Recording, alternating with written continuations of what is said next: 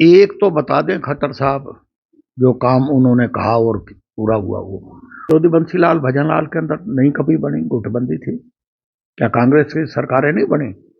चौधरी बरिंदर सिंह और भजनलाल की बड़ी गुटबंदी थी, कांग्रेस की सरकारें नहीं बनी? बनी। एक यूनियन कैबिनेट में चला गया, एक स्टेट में आ गया।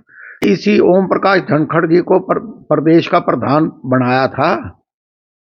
वो कभी इधर कभी उधर, कभी इधर कभी उधर घूमते फिर रहे थे। वर्का प्रमुख, पन्ना प्रमुख, ब्लॉक लेवल के ऊपर कमेटियों का गठन। आज कहाँ है वो? कांग्रेस पार्टी, सीधा मुकाबला होगा कांग्रेस वर्सेस बीजेपी, तीसरी पार्टी का कोई वर्चस्व। आप देख रहे हैं हरियाणा उत्सव में हूँ आपके साथ अरुण धुन। इस वक्त हमारे साथ पूर्व गृह राज्य मंत्री सुभाष बत्रा मौजूद है, उनसे हम जानते हैं। बत्रा साहब, 2024 नजदीक आ गया, चुनाव नजदीक है, तो कांग्रेस पार्टी से आप काफी लंबे समय से जुड़े हुए हो, तो क्या उम्मीद लेके चल रहे हो लोकसभा और विधानसभा चुनाव में कांग्रेस किस प्रकार की परफॉर्मेंस? देखिए, ऐसा है कि जो मैं फील कर रहा हूं कि भारतीय जनता पार्टी पूर्णतया इस हरियाणा के अंदर जमीनी लेवल के ऊपर फेल हो चुकी है। एक भी मुद्दा ऐसा नहीं है जो जो वो कहते हो और वो पूरा होता हो। आज महंगाई चरम सीमा पे है, कानून व्यवस्था बिल्कुल पूरी तरह से चौपट हो चुकी है, चरमराई हुई है। आज मां सिवाय धर्म और जाति के नाम की राजनीति भारतीय जनता पार्टी करती है। किसान खिलाफ है, मजदूर खिलाफ है, व्यापारी खिलाफ है। हर वर्ग आज भारतीय जनता पार्टी से रुष्ट है। और मेरा मानना यह है कि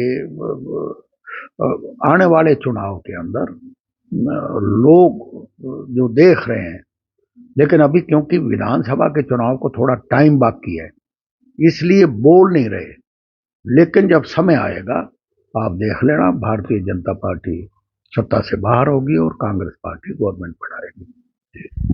जबकि आप कह रहे हैं जनता नाराज है, सीएम खट्टर साहब का दावा है कि उन्होंने हरियाणा में बहुत 9 साल में विकास के इतने काम करा दिए, तीसरी बार वो सरकार बनाएंगे। आप मुझे बताइए कि एक तो बता दें खट्टर साहब, जो काम उन्होंने कहा और पूरा हुआ वो। आज कोई पोर्टल कोई चालू है? आज इतनी तहसील के अंदर भ्रष्टाचार है कहीं है? आज कहाँ कोई ऑनलाइन काम है? आज हर क्षेत्र के अंदर बेरोजगारी चरम सीमा पे है।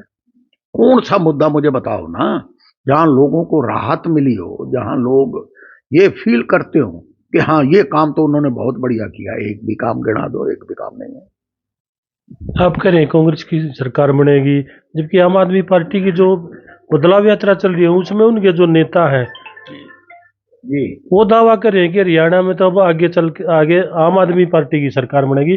75 साल के शासनकाल में कांग्रेस ने और बीजेपी ने हरियाणा में कुछ नहीं किया।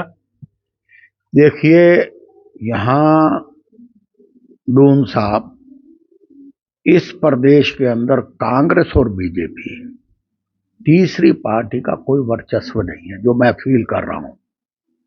एक आदमपुर का बाई इलेक्शन हुआ था और आदमपुर के अंदर आपने देख लिया, उन्होंने सबसे हैवी वेट कैंडिडेट उतारा था। कितनी वोट आई? 3,000 3,500 के अंदर समेट गया।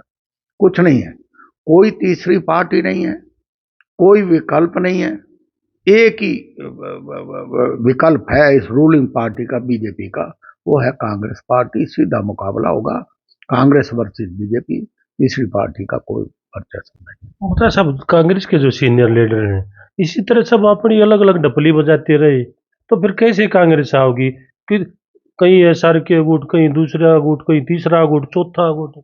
मुझे एक बात बताइए कि चलो कांग्रेस पार्टी के अंदर तो गुटबंदी मान ली बात आपकी, कुछ हद तक मानता हूं, लेकिन मुझे ये बता दीजिए कि भारतीय जनता पार्टी ने इसी ओम प्रकाश धनखड़ जी को प्रदेश का प्रधान बनाया था।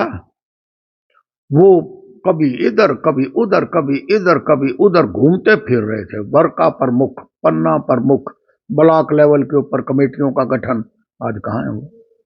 है कहीं? तो उनका तो समय पूरा हो गया था। बीजेपी वाले कह रहे हैं कि धनखड़ साहब के 3 साल पूरे हो गए, इसलिए अध्यक्ष चेंज करना पड़ा। 2.5 साल भी ना हुए, कहाँ पूरे हुए? किसने कह दिया 3 साल पूरे हो गए?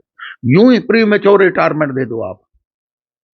देखिए, गुटबंदी आज, हाँ, एक फर्क है कि भारतीय जनता पार्टी की गुटबंदी सामने सरफेस पे नजर नहीं आती, अंदर ही अंदर निपटा लेते हैं एक दूसरे को।